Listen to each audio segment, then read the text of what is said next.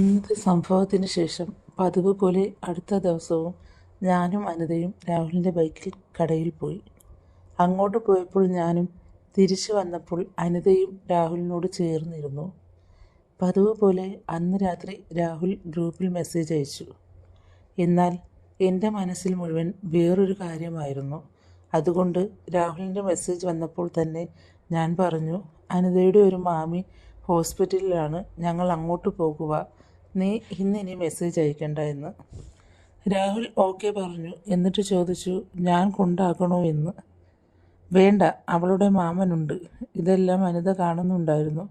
അവൾ എനിക്ക് മെസ്സേജ് അയച്ചു, എന്തിനാടി കള്ളം പറഞ്ഞ് അവനെ ഒഴിവാക്കിയത്? അതൊക്കെയുണ്ട്, ഞാൻ പറയാം. ഞാൻ പോയി ഒന്ന് കുളിച്ചിട്ട് വരാം. പാത്രം കഴുകിയ തിടുക്കത്തിൽ ഇട്ടിരുന്ന നീല നൈറ്റിയുടെ മുൻഭാഗമെല്ലാം വെള്ളം തെറിച്ചു നന്നായി നനഞ്ഞിട്ടുണ്ടായിരുന്നു. വിയർപ്പും വെള്ളവും ചേർന്ന് നൈറ്റി എൻ്റെ ശരീരത്തോട് ഒട്ടിച്ചേർന്ന് നിന്നു. കഴുത്തിലെയും നൈറ്റിയിലെയും വിയർപ്പ് തുള്ളികൾ തുടച്ചുകൊണ്ട് ഞാൻ കണ്ണാടിക്ക് മുന്നിലേക്ക് നടന്നു. ആകെ തളർന്നൊരു ലുക്ക്. നനഞ്ഞ നൈറ്റി മാറ്റി സുഖമുള്ള തണുത്ത വെള്ളത്തിൽ ഒരു കുളി. അതൊന്നു മാത്രമായിരുന്നു ആ സമയത്ത് എൻ്റെ മനസ്സ് കൊതിച്ചത്. ഞാൻ പതുക്കെ ബാത്റൂമിലേക്ക് നടന്നു. നനഞ്ഞ വസ്ത്രങ്ങൾ ഓരോന്നായി അഴിച്ചു മാറ്റുമ്പോൾ ആ ഒരു ദിവസത്തെ മുഴുവൻ ക്ഷീണവും ഇല്ലാതായ പോലെ തോന്നി. ഷവറിൽ നിന്നും വീഴുന്ന തണുത്ത തുള്ളികൾ എൻ്റെ തോളുകളുടെയും ശരീരത്തിലൂടെയും ഒലിച്ചിറങ്ങിയപ്പോൾ ഉണ്ടായ ആശ്വാസം വാക്കുകൾക്കും അതീതമായിരുന്നു. സോപ്പിൻ്റെ സുഗന്ധമുള്ള പതകളിൽ ഞാൻ ആ തണുപ്പ് ആസ്വദിച്ചു. കൂടി കഴിഞ്ഞിറങ്ങിയപ്പോൾ ശരീരത്തിനൊപ്പം മനസ്സും നന്നായി തണുത്തിരുന്നു. ഈ സുഖമുള്ള അവസ്ഥയിലാണ് അതിലെ ഓർമ്മ വന്നത്. എത്രയും വേഗം അവൾക്കൊരു മെസ്സേജ് അയക്കണം.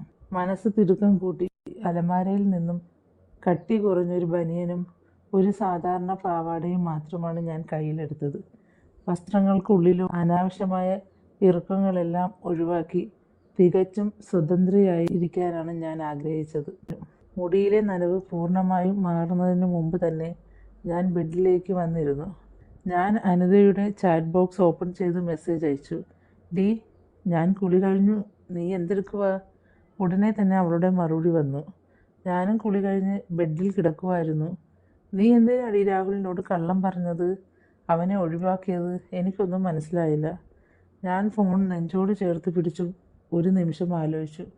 രാഹുൽ അയച്ച ആ ഫോട്ടോയ്ക്ക് ശേഷം എൻ്റെ മനസ്സിൽ അവനെ അല്ല, അനിതയെ കാണാനാണ് കൂടുതൽ ആഗ്രഹിക്കുന്നത്. ബൈക്കിൽ ഇരുന്നപ്പോൾ ഉണ്ടായ ആ സ്പർശനവും ഞങ്ങളുടെ കെട്ടിപ്പിടുത്തവുമെല്ലാം എൻ്റെ ഉള്ളിൽ ഒരു പുതിയ വികാരം ഉണ്ടാക്കിയിരുന്നു.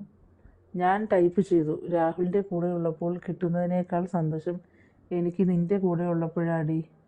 ഇന്ന് ബൈക്കിൽ വെച്ച് നീ എന്നെ കെട്ടിപ്പിടിച്ചപ്പോൾ എനിക്ക് തോന്നിയ ആ സുഖം, അതുകൊണ്ട് എനിക്ക് ഇന്ന് രാത്രി അവനില്ലാതെ നമ്മൾ രണ്ടു പേർക്കും മാത്രം സംസാരിക്കണം എന്ന് തോന്നിയത്. അവൾ ടൈപ്പ് ചെയ്യുന്നത് ഞാൻ നോക്കിയിരുന്നു. ഒടുവിൽ അനിതയുടെ മെസ്സേജ് വന്നു. എനിക്കും ഇന്ന് വല്ലാതെ എന്തൊക്കെയോ തോന്നുന്നുണ്ടായിരുന്നു. അവളുടെ ആ തുറന്നു പറച്ചിലിൽ എന്നെ കൂടുതൽ ഉണർത്തി. ശരീരം ആകെ തണുത്തു, എന്നാൽ ഉള്ളിൽ നല്ല ചൂട് പോലെ. നീ ഇപ്പോൾ എന്താ ഇട്ടിരിക്കുന്നത്? അനിതയിൽ നിന്നും മറുപടി വന്നു. ഞാൻ ഒരു നൈറ്റിയാ ഇട്ടിരിക്കുന്നത്. പക്ഷേ നിന്റെ മെസ്സേജ് വായിച്ചപ്പോൾ എനിക്കാകെ ഒരു വല്ലായ്മ. തികച്ചും ഫ്രീ ആയി ഈ ബെഡിൽ കിടക്കുക. നീ അടുത്തുണ്ടായിരുന്നെങ്കിൽ എന്ന് തോന്നുന്നു മായ. അവൾ എന്നെ മായ എന്ന പേരെടുത്ത് വിളിച്ചപ്പോൾ എൻ്റെ ഉള്ളിലൂടെ ഒരു രോമാഞ്ചം വന്ന പോലെ. ഞങ്ങൾ രണ്ട് പെണ്ണുങ്ങൾ മാത്രമുള്ള ആ ലോകത്ത് പരസ്പരം മനസ്സിലാക്കുന്ന ആ വികാരം മറ്റൊരു തലത്തിലേക്ക് ഉയരുകയായിരുന്നു. ഞാൻ ചോദിച്ചു, ഞാൻ അടുത്തുണ്ടായിരുന്നെങ്കിൽ നീ എന്നെ എന്ത് ചെയ്യുമായിരുന്നു അനിത? കുറച്ച് നിമിഷത്തെ നിശബ്ദതയ്ക്ക് ശേഷം അവളുടെ മറുപടി വന്നു. മായ, ഇന്നലെ ഗ്രൂപ്പിൽ നീ ഫോട്ടോ അയച്ച ആ പഴുത്ത മാങ്ങയുണ്ടല്ലോ, അത് ഞാൻ ശരിക്കും കണ്ടു. അപ്പോൾ മുതൽ ഞാൻ അത് ഓർത്ത് കൊതിക്കുകയാടി. ഞാൻ പതുക്കെ ബെഡിൽ കിടന്നുകൊണ്ട് ടൈപ്പ് ചെയ്തു.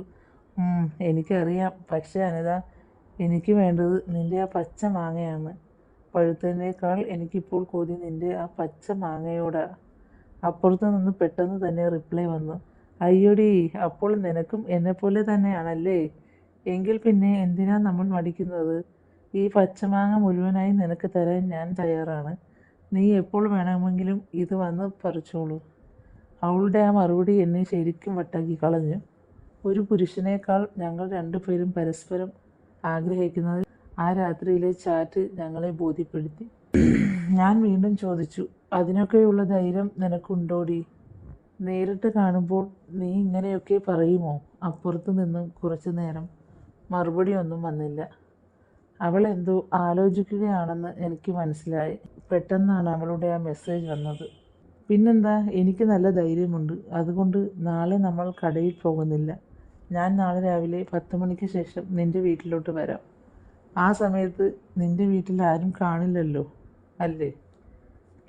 നമുക്ക് 2 പേർക്ക് മാത്രമായി കുറേ നേരം കഴിക്കാം. ആ പച്ചമാങ്ങയും പഴുത്ത മാങ്ങയും ഒക്കെ നമുക്ക് പരസ്പരം കഴിക്കാം. അവളുടെ ആ മെസ്സേജ് വായിച്ചപ്പോൾ എൻ്റെ നെഞ്ചിടിപ്പ് ശരിക്കും കൂടി. കടയിൽ പോകാതെ വീട്ടിൽ വെച്ച് നേരിട്ട് കാണുക, അതും ആരുമില്ലാത്ത സമയത്ത്. ആ പച്ചമാങ്ങയും പഴുത്ത മാങ്ങയും ഒക്കെ നമുക്ക് പരസ്പരം കഴിക്കാം. അവളുടെ ആ മെസ്സേജ് വായിച്ചപ്പോൾ എൻ്റെ നെഞ്ചിടിപ്പ് ശരിക്കും കൂടി. കടയിൽ പോകാതെ വീട്ടിൽ വെച്ച് നേരിട്ട് കാണുക, അതും ആരുമില്ലാത്ത സമയത്ത്.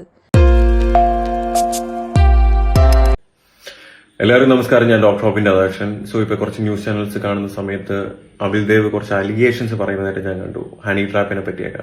സോ ആവശ്യമില്ലാതെ എന്റെ വൈഫിനെ അതിൽ ഡ്രാഗ് ചെയ്യുന്നതായിട്ട് ഞാൻ കണ്ടു. ഞാനൊരു ചാറ്റ് കാണിക്കാം. സോ ഈ ഒരു ചാറ്റ് എന്ന് പറയുന്നത് ഞാനും അബിൽ ദേവും തമ്മിലുള്ള ചാറ്റാണ്. സോ എനിക്ക് വേണ്ടി ഫണ്ട് ആവശ്യപ്പെടുന്ന സമയത്ത് എന്റെ വൈഫിന്റെ അക്കൗണ്ട് ഡീറ്റെയിൽസ് വേണമെന്ന് അബിൽ ദേവ് ആവശ്യപ്പെടുന്നു. അപ്പൊ ഞാൻ ബൊട്ടീക്കിന്റെ ബാങ്ക് ഡീറ്റെയിൽസ് പുള്ളിക്കാൻ അയച്ചു കൊടുക്കുന്നു. അത് പോരാ, എന്റെ വൈഫിന്റെ account details, personal account details വേണമെന്ന് പുള്ളിക്കാൻ ആവശ്യപ്പെടുന്നു. അത് പ്രകാരം എന്റെ വൈഫിന്റെ അക്കൗണ്ട് ഡീറ്റെയിൽസ് ഞാൻ അബിൽ ദേവിന് അയച്ചു കൊടുക്കുന്ന ചാറ്റാണ് ഈ കാണുന്നത്. അപ്പൊ അതിലേക്കാണ് പുള്ളിക്കാരൻ ഫണ്ട് ട്രാൻസ്ഫർ ചെയ്തത്. എന്റെ വൈഫ് അത് എന്റെ അക്കൗണ്ടിലേക്ക് ട്രാൻസ്ഫർ ചെയ്തു. അത് വേണമെങ്കിൽ നിങ്ങൾക്ക് സ്റ്റേറ്റ്മെന്റ് ഞാൻ കാണിച്ചു തരാം. ആ ഫണ്ട് പൂർണ്ണമായിട്ടും ഞാൻ എന്റെ ആവശ്യത്തിനാണ് ഞാൻ യൂസ് ചെയ്തത്. എന്റെ വൈഫിന്റെ ആവശ്യത്തിനല്ല, പുള്ളിക്കാരി ഒരു ബിസിനസിന്റെ പർപ്പസിനോ അല്ലെങ്കിൽ പുള്ളിക്കാരി അല്ല ആ ഫണ്ട് യൂസ് ചെയ്തത്, ഞാനാണ് അത് യൂസ് ചെയ്തത്. ആ ഫണ്ട് ഞാൻ തിരിച്ച് റിട്ടേണും ചെയ്തു. അതിന്റെയും കംപ്ലീറ്റ് ട്രാൻസാക്ഷൻ ഡീറ്റെയിൽസും കാര്യങ്ങളെല്ലാം എന്റെ കയ്യിലുണ്ട്. അപ്പം എനിക്ക് പറയേണ്ട ഒരു ഒറ്റ കാര്യം എന്ന് പറയുന്നത്, നിങ്ങൾ ഈ പറഞ്ഞ കണക്ക് ഓരോ ന്യൂസ് ചാനലിൽ പോയിട്ട് ഇതേപോലെ ഓരോ ബൈറ്റും കാര്യങ്ങളും ഇതൊക്കെ കൊടുക്കുന്നതിന്റെ പകുതി സമയമേ ഉള്ളൂ. പോലീസ് സ്റ്റേഷനിൽ ഞാൻ കൊടുത്ത കംപ്ലൈന്റ് പ്രകാരം അവിടെ വന്ന് നിങ്ങൾ ഇതൊരു ഫിനാൻഷ്യൽ ഇഷ്യൂ അല്ലേ, അല്ലാതെ മർഡറോ അല്ലെങ്കിൽ സ്മഗ്ലിങ്ങോ അല്ലെങ്കിൽ ഡ്രഗോ അല്ലെങ്കിൽ അങ്ങനത്തെ വലിയ എന്താ പറയാ പീഡന കേസോ കാര്യങ്ങളൊന്നും അല്ലല്ലോ. നിങ്ങൾക്ക് ഫിനാൻഷ്യലി നിങ്ങളുടെ കാര്യങ്ങൾ കറക്റ്റ് ആണെന്നുണ്ടെങ്കിൽ, നിങ്ങളുടെ ഭാഗത്തുള്ള ഡോക്യുമെന്റ്സും കാര്യങ്ങളും ട്രാൻസാക്ഷനും എല്ലാം ജെന്യൂൻ ആണെന്നുണ്ടെങ്കിൽ പ്ലീസ് കം, പോലീസ് സ്റ്റേഷനിൽ വരൂ. ഞാൻ അവിടെ വരാം. നമുക്ക് രണ്ടുപേർക്കും നമ്മുടെ രണ്ടുപേരുടെ ഭാഗം കാണിക്കാം, നമ്മുടെ രണ്ടുപേരുടെയും തെളിവുകൾ കാണിക്കാം. ആരുടെ ഭാഗത്താണ് ശരി എന്നുള്ളത് പോലീസ് കണ്ടുപിടിക്കട്ടെ, ആരുടെ ഭാഗത്താണ് ജെന്യൂൻ എന്നുള്ളത് പോലീസിന് മനസ്സിലാക്കാൻ പറ്റുന്നതേ ഉള്ളൂ. സോ അപ്പം നിങ്ങൾ അതിനുവേണ്ടി കുറച്ച് സമയം കണ്ടെത്തൂ. ഞാനും അവിടെ വരാം. അത് മാത്രമല്ല, ഈ പറഞ്ഞ കണക്ക് ഹണി ട്രാപ്പ് എന്ന് പറഞ്ഞുള്ള രീതിയിലൊക്കെ മാനിപ്പുലേറ്റ് ചെയ്യുന്നതിന് പകരം സത്യസന്ധമായിട്ടുള്ള കാര്യങ്ങൾ പറയാം അബിലെ. കാരണം എനിക്കല്ലേ ഫണ്ട് തന്നത്, അല്ലെ? എന്റെ വൈഫിന്റെ ആവശ്യത്തിനല്ലല്ലോ. എന്തോ ബിസിനസ് ആവശ്യത്തിനൊക്കെ പറഞ്ഞിട്ട് മാനിപ്പുലേറ്റ് ചെയ്യുന്നുണ്ടായിരുന്നു. ഒരു ആവശ്യമില്ല. കാരണം എന്റെ വൈഫിന്റെ അക്കൗണ്ടിലേക്ക് ഇട്ടതിന് ശേഷം ആ സമയത്ത് തന്നെ സ്പോട്ടിൽ എന്റെ അക്കൗണ്ടിലേക്ക് ഇടുന്നതിന്റെ ട്രാൻസാക്ഷനൊക്കെ എന്റെ കയ്യിലുണ്ട്. മനസ്സിലായില്ലേ? സോ ഒരുപാട് പേര് ക്രിട്ടിസൈസ് ചെയ്യുന്നുണ്ട്, ഒരുപാട് പേര് നെഗറ്റീവ് പറയുന്നുണ്ട്, ഒരുപാട് പേര് ചീത്ത വിളിക്കുന്നുണ്ട്, ഒരുപാട് പേര് കാര്യം അറിയാതെ ഒരുപാട് പേര് എന്നെ ക്രൂശിക്കുന്നുണ്ട്. ഇതെല്ലാം കേൾക്കാൻ ഞാനിപ്പോ വില്ലിങ് ആണ്. പക്ഷേ നിങ്ങളെല്ലാവരും സത്യം തിരിച്ചറിയുന്ന ഒരു ദിവസം വരും. ഓക്കെ, സോ ഞാനും ആ ഒരു ദിവസത്തിന് വേണ്ടി വെയിറ്റ് ചെയ്യാണ്. അന്ന് ആ ഒരു ദിവസം നിങ്ങളുടെ മനസ്സിന്റെ അകത്ത് കുറച്ചെങ്കിലും നന്മയുണ്ടെന്നുണ്ടെങ്കിൽ ഉറപ്പായിട്ടും നിങ്ങൾക്ക് വിഷമം തോന്നും. ഓക്കെ, സോ ഞാൻ ആ ഒരു ദിവസത്തിന് വേണ്ടി വെയിറ്റ് ചെയ്യാണ്. അപ്പൊ എനിക്ക് അബിൽ ദേവിന്റെ അടുത്ത് പറയേണ്ട ഒരു കാര്യം, ഈ മാനിപ്പുലേറ്റ് ചെയ്ത് മീഡിയാസിന്റെ അടുത്ത് ഇൻഡിവിജ്വലി പോയി, നിങ്ങൾക്ക് ഇൻഡിവിജ്വലി ഒരു ദിവസം തന്നെ എത്ര മീഡിയയുടെ അടുത്താണ് നിങ്ങൾ പോണത്? റിപ്പോർട്ടർ, മീഡിയ വൺ, എല്ലാത്തിലും നിങ്ങൾ പോകണം, ഏഷ്യൻ്റെ എല്ലാത്തിലും പോകണം. പക്ഷെ നിങ്ങൾ പോലീസ് സ്റ്റേഷനിൽ വരാനായിട്ട് സമയമില്ല. നിങ്ങളുടെ ഭാഗത്ത് ജെന്യൂൻ ആണെന്നുണ്ടെങ്കിൽ നിങ്ങൾ ഡോക്യുമെന്റ്സ് കാണിക്കുക, കറക്റ്റ് ട്രാൻസാക്ഷൻസ് കാണിക്കുക, ഞാൻ കൊടുത്തതും നിങ്ങൾ തന്നതും എല്ലാം നിങ്ങൾ കാണിച്ച് നിങ്ങൾക്ക് അങ്ങോട്ട് ഫണ്ട് തരാനുണ്ടോ എന്ന് നോക്ക്. അത് ഞാൻ തരണോ, അത് എന്താണ് അതിന്റെ ജെന്യൂനിറ്റി എന്ന് നിങ്ങൾ നോക്ക്. അതിനുള്ള സമയം നിങ്ങൾക്കില്ല, അല്ലെ? എന്തുകൊണ്ടില്ല? കാരണം നിങ്ങളുടെ ഉദ്ദേശം എന്ന് പറഞ്ഞാൽ ഫണ്ടല്ല, എന്നെ നശിപ്പിക്കാൻ എന്നുള്ളതാ. സോ എനിക്ക് ഒറ്റ റിക്വസ്റ്റേ ഉള്ളൂ, എന്നെ നിങ്ങൾ എന്ത് വേണമെങ്കിലും ചെയ്തോ, പക്ഷെ എന്റെ വൈഫിനെയോ എന്റെ ഫാമിലിനെയോ ഇതിൽ ഇൻവോൾവ് ചെയ്യിക്കരുത്, അല്ലെങ്കിൽ അവരെ ഇതിൽ അനാവശ്യമായിട്ട് ഡ്രാഗ് ചെയ്യരുത്. സോ ഇതെന്റെ ഒരു റിക്വസ്റ്റ് ആയിട്ട് ഞാൻ പറയുന്നു. എന്തായാലും സത്യം ഒരു ദിവസം ജയിക്കും. Thank you.